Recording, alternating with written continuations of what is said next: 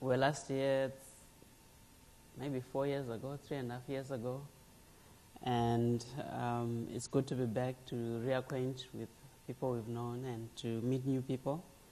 As you heard, my name is Prince, and it is a title. So it's not a title. Prince is my name.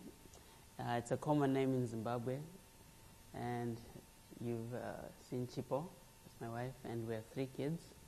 Coban is here, and 2 girls who are in story time.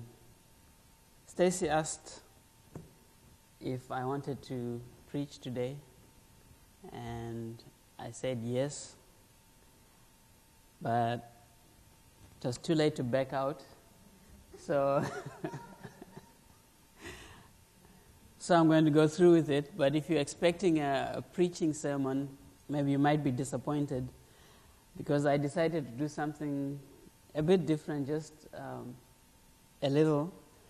The song that Chipo sang and the scriptures that were read at the beginning form the basis of what I'm going to be talking about today.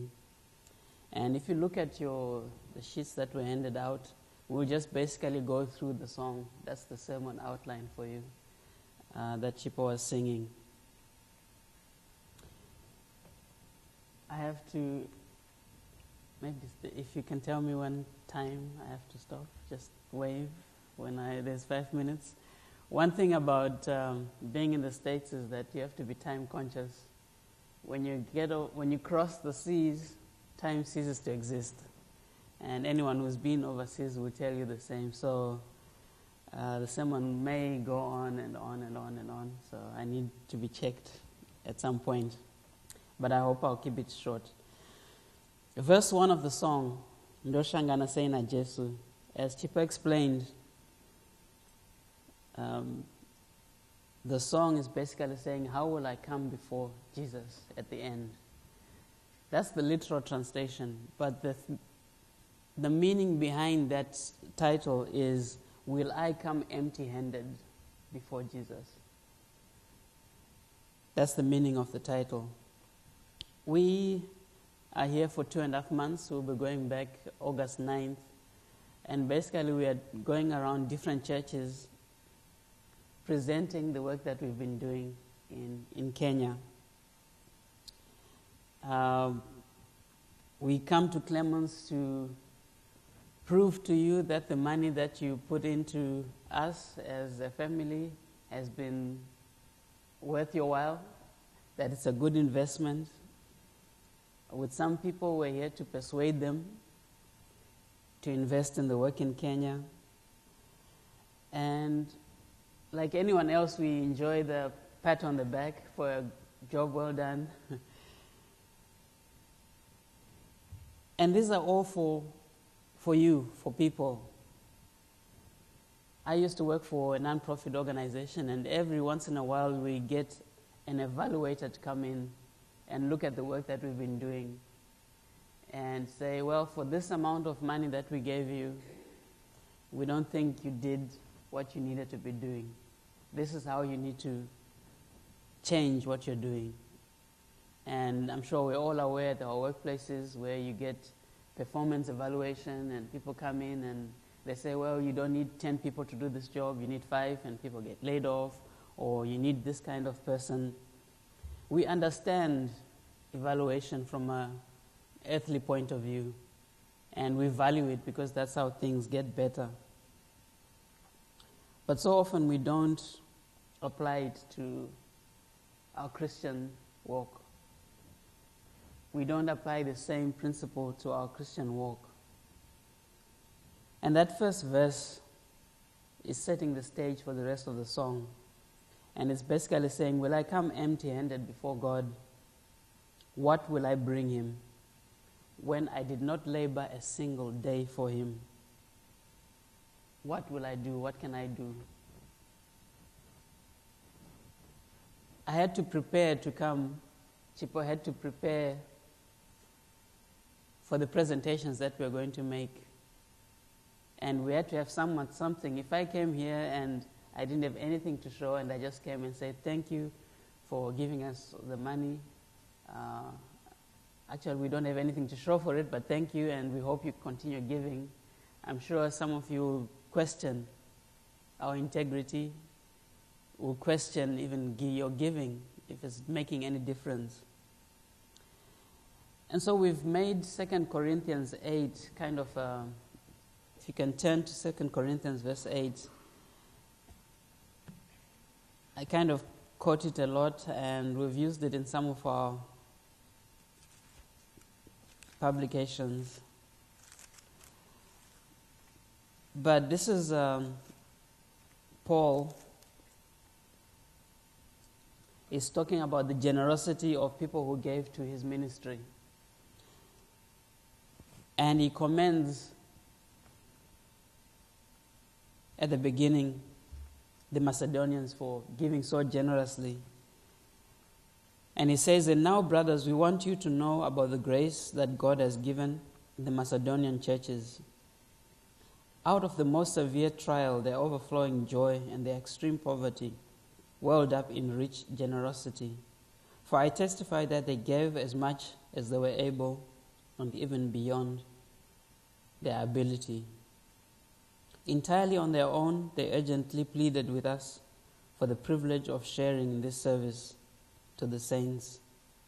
And they did not do as we expected, but they gave themselves first to the Lord and then to us in keeping with God's will." From that verse, we see that the Macedonians gave sacrificially. And that's one thing we also understand, that people will give to missions, people will give to the work that we're doing in Kenya, are not necessarily the Bill Gates of this world. But they're giving not from the abundance that they have, but they're giving sacrificially. They also gave joyfully. And they felt connected to the work that Paul was doing to such an extent that they pleaded with Paul to give. They wanted to do this. They understood what was happening, and they wanted to give even before they were asked. But most importantly, they were committed to God. That was the first and foremost thing. In this day and age, you can throw money at anything. If you've got money, you can give. But if there's no commitment to God, then that giving can be pointless. Further on in the scripture, 2 Corinthians 8, towards the end, starting from verse 20. Let me start from verse 19. "What is more, he was chosen by the churches to accompany us as we carry the offering, which we administer in order to honor the Lord himself and to show our eagerness to help." Verse 20, "We want to avoid any criticism of the way we administer this liberal gift, for we are taking pains to do what is right, not only in the eyes of the Lord, but in the eyes of man." You have been given life. That's the gift that you have been given. You have given us your finances. And in both cases, we are both accountable in the way we use our lives and in the way we use our finances. We are accountable first to God, but as an example of us coming on furlough, we are accountable to man. In a way, this is like our accountability group. If we had nothing to show, then you could criticize us for how we have administered what you have given. How can I come before Jesus? What can I bring him when I did not labor, not even a day? The chorus of the song kind of reiterates the first verse. It says, "How will I come before Jesus? What will I bring to him? I do not have a single soul to bring to my Lord." In Matthew 28, which was written, which is the Great Commission, we are commanded to go. and make disciples of all nations and baptizing them in the name of the Father. You've heard it said that we are commanded to go, but there are some people who are not able to go, so they send. But I say to you that everyone can go. I think it just depends on how we define go. I like the illustration of the map that Stacy did, I think, was it yesterday or, yeah. That how far have you gone from where you live? And some people have gone to Australia, some people have gone to China, and all sorts of places. But yesterday we traveled a long way from Christine's house to Mary Lou's house. Okay? We went. That was going. And you might say, well, that's kind of a silly example of going. And I didn't do a word study from the original Greek or Hebrew or whatever to find out what go meant in the original and to define exactly what that meant to the people at that time in that context. I'm simply saying go means putting one foot in front of the other to go somewhere. And in Bible college, we were told the other verse that was read, the second scripture that was read about going to the ends of the earth, Acts 1, verse 8, that before his ascension, Jesus basically told his disciples, you're going to go to Samaria, and according to what we learned, Samaria represents today your immediate neighborhood. You're supposed to go to your neighbor, to your friends, in your school, and to share the gospel. You're going to go to Judea is the immediate neighborhood. Samaria is further out. Maybe you go to a different state. Maybe you go to Mexico. Maybe that's your Samaria. And to the ends of the earth is defined maybe as overseas. You come to Kenya and you share the gospel. But where are you called to go? I think everyone can go. We are not from Kenya. Zimbabwe is about 4 hours by plane to Kenya. So we're in a different culture, we're in a different environment, even though we're in Africa. But not everyone is called to go to Kenya, not everyone is called to go to Zimbabwe. But everyone is called to go, and everyone is called to bring something before God at the final analysis. The second verse talks about death. It says, even though I have no fear of death, because he fought on my behalf, I am ashamed because I have nothing to bring to him.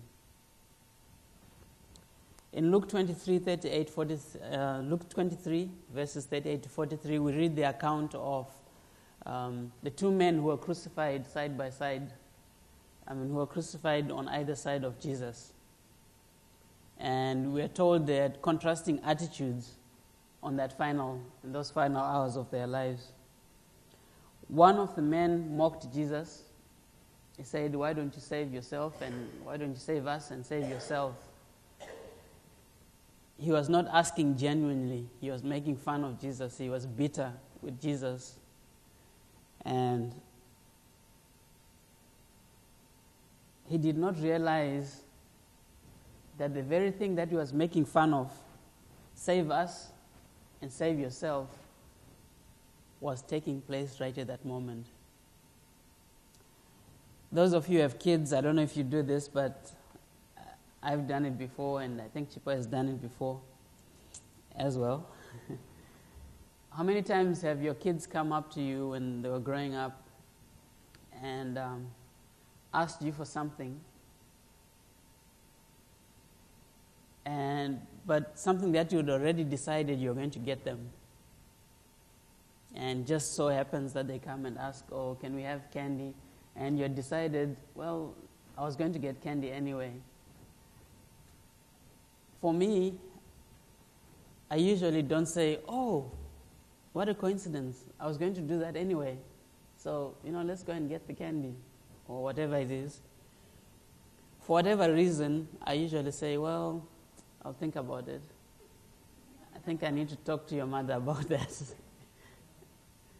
Is it just me, or, you're going to do it anyway, but for whatever reason, I don't get the psychology behind that. But you say, well, we'll think about it. Maybe tomorrow or whatever, we can do that. And in a way, this one guy who had a bad attitude on the cross did not realize that what he was asking for was there available for him. But he made fun of it and he didn't realize it. Just like our kids probably don't even realize that we've decided to do a lot of things for them already. And it's not that because they asked that we do it, but it's because we are just the parents. The other thief had a different attitude. He asked his friend, "Don't you fear God, even at this time when we're dying?" He realized that he was paying the price for what he had done. He said, "This is justice. We are paying the price for what we done, what we did." And then he realized that this was an opportunity to turn around. And we know the rest of the story. He was promised that this very night you'll be with me in paradise. Jesus has fought for us. We have eternal life.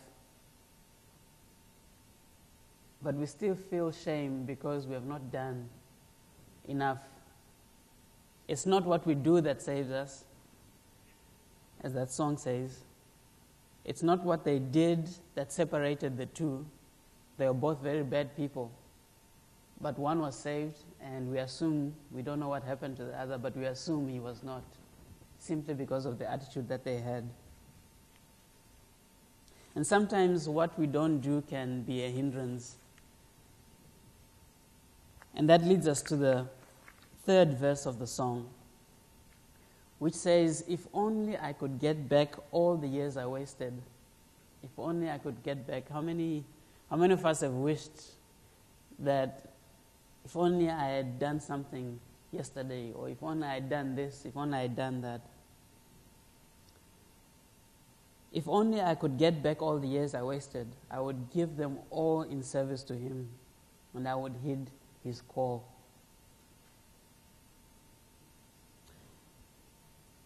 If Jesus was an employer this day and age, he would probably be the most unfair employer you'd ever meet.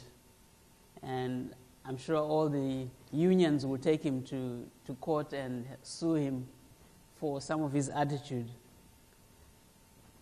Matthew 20, verses 1 to 15, is an account that if it happened today, Jesus will be taken to court and sued. And well, he was crucified for what he did, so that's nothing new.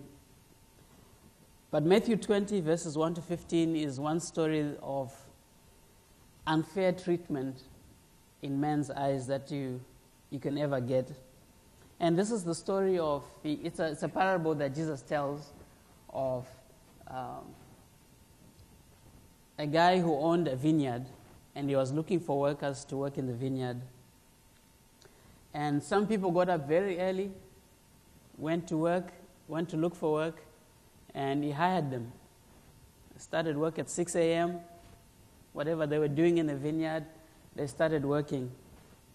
Well, I guess he didn't have enough workers, so he went out and searched for more people. And somewhere around midday, he found more people just waiting around, doing nothing. And he said, "Well, what are you doing?" And they said, "Well, we don't have work. No one has hired us." And he hired them. They started work around midday. And then towards the end of the day, he found more people just sitting around doing nothing. And they said, "Well, why don't you come and work in the vineyard?" And they said, "Yeah, sure." And they came and probably worked for 1 hour or 30 minutes, while the others worked for a full 8 hours. When the ones that came to work for a full 8 hours agreed to work, they agreed on a certain wage. And in that day, it was one denarii. So maybe they were working at $8 an hour. And they worked 8 hours and they got their $64 at the end of the day.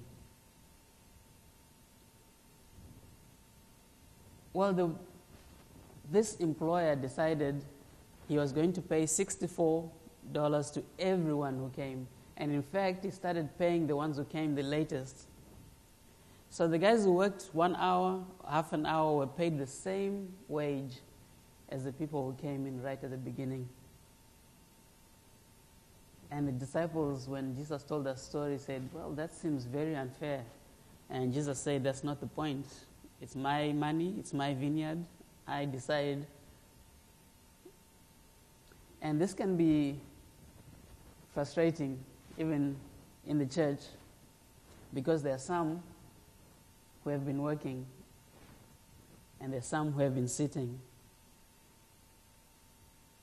And those who have been sitting maybe have come to a point where they say, if only I could get back all those years. But from this verse, that's not the point. It's not the years that you wasted that matter. We all get the same reward.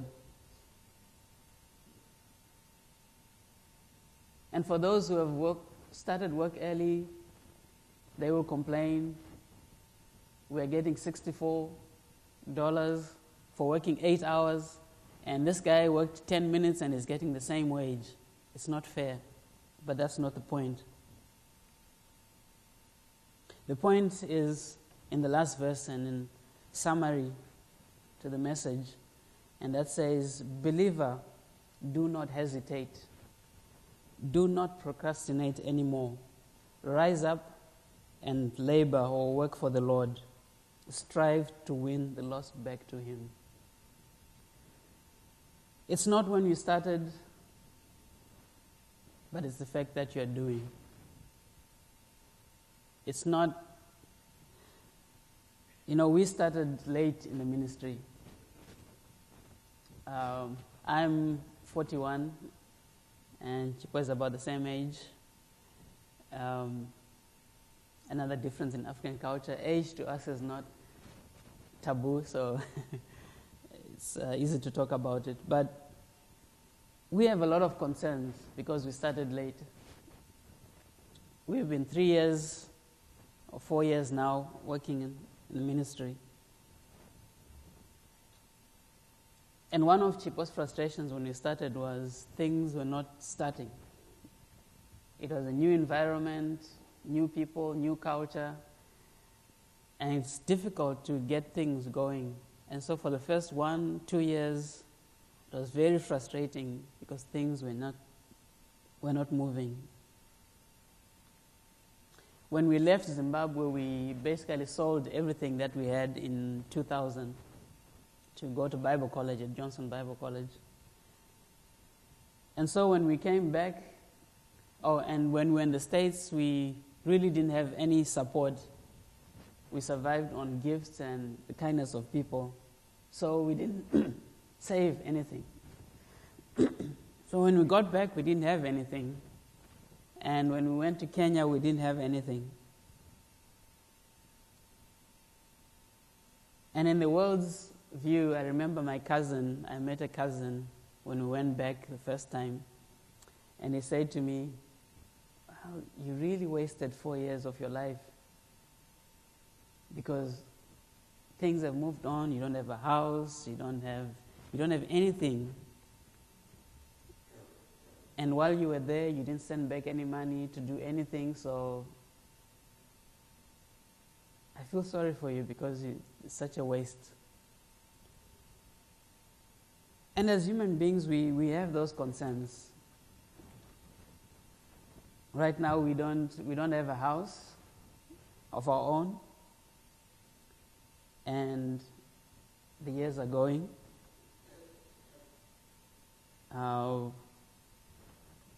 We invested in some life insurance, retirement things in Zimbabwe when we came here, but Zimbabwe has since crashed and burned. And so whatever we had is now basically useless. The currency is useless, so that's up in flames, so nothing there, no retirement.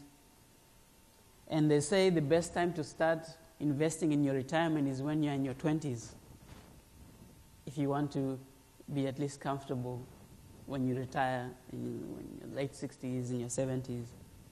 So we're kind of running late on that aspect.